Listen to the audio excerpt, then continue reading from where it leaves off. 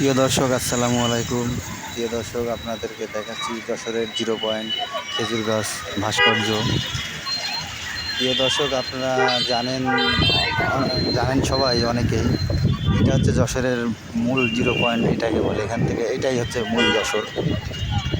প্রিয় দর্শক, ভালো থাকুন, সুস্থ থাকুন, দেখতে থাকুন, যশোর টুডের সাথেই থাকুন।